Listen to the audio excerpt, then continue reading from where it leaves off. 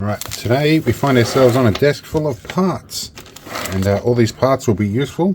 Let's show you why.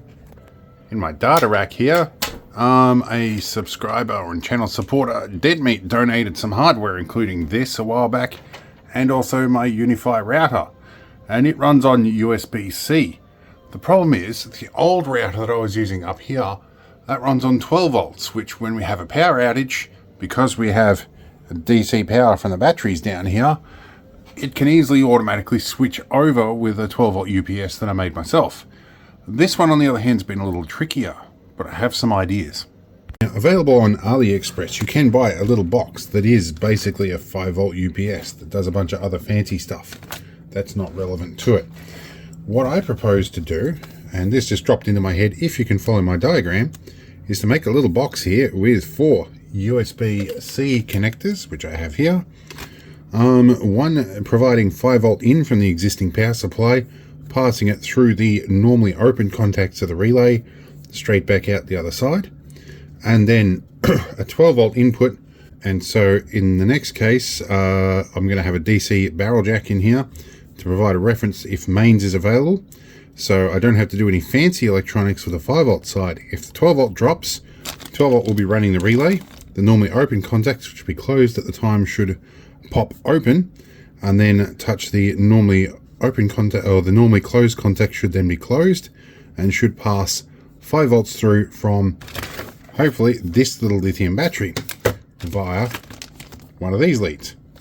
Now if that works, then I'll also be able to run this thing in here and feed back some power, so when the mains is on, it should charge the backup battery as well, which means for about $7 I have myself a nice little backup battery that might even fit in the box. I don't know. And it's nice and simple, and I've also got a big fat capacitor to put on the 5 volt output so it can run things until the changeover is complete. And again, I won't have to do bleed back diodes or anything like I did with my 12 volt UPS, because they're not running off the same supply that's about to drop. So things should work relatively well. And I think it should be a nice simple box. But we're going to try and do it fancy. And I'm probably going to try and laser cut some holes out of this. And so yeah, let's see how we go. Alright, so I'm heading out to the shed with the box. We're going to make use of the laser cutter.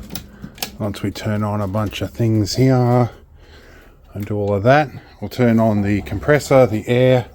We'll get the camera out of the way. We're going to use this laser to laser cut that box.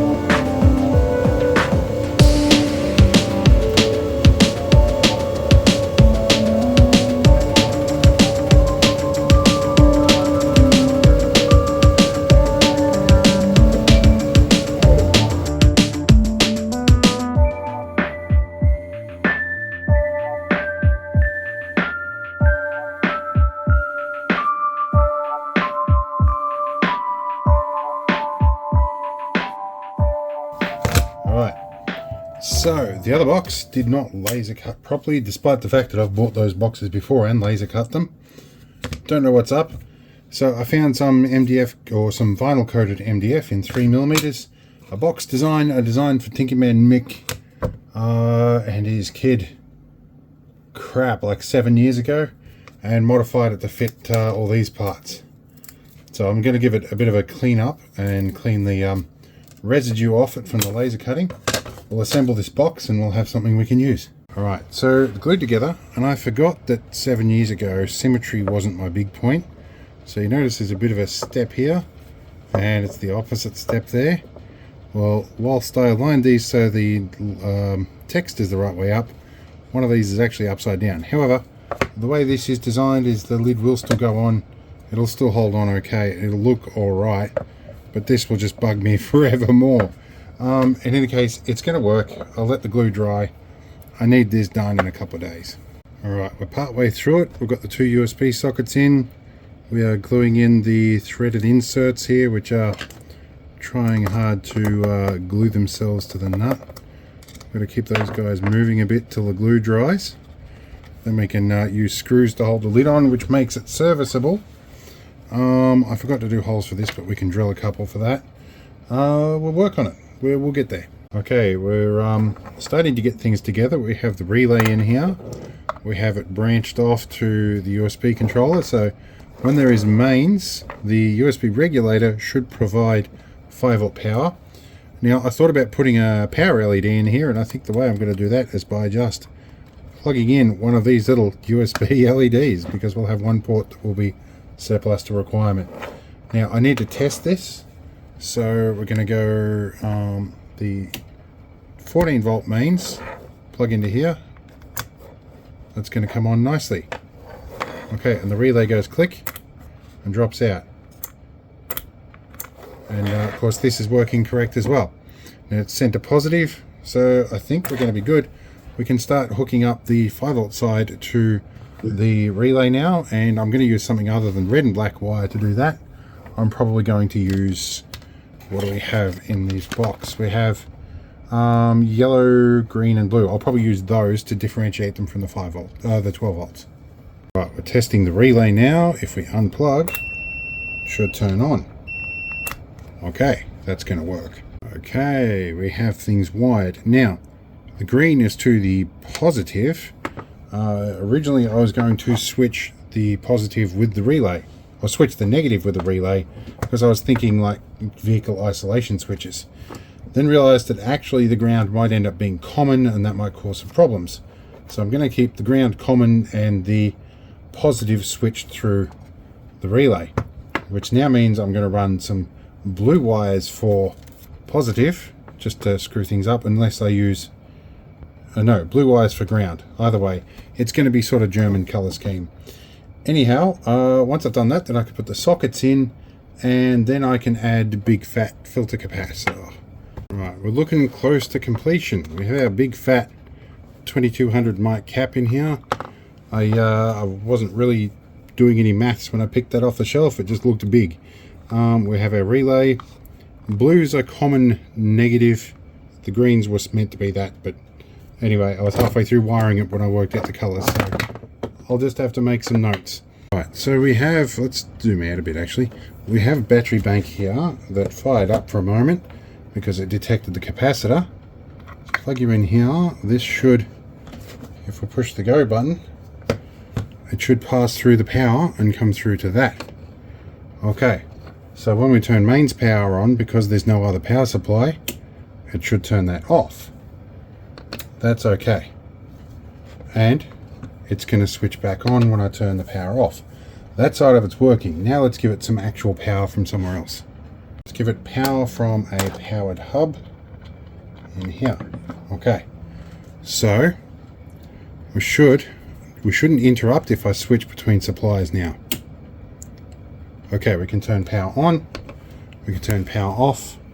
Let's look at this up here, and we go power off, power on. It shouldn't interrupt whatsoever.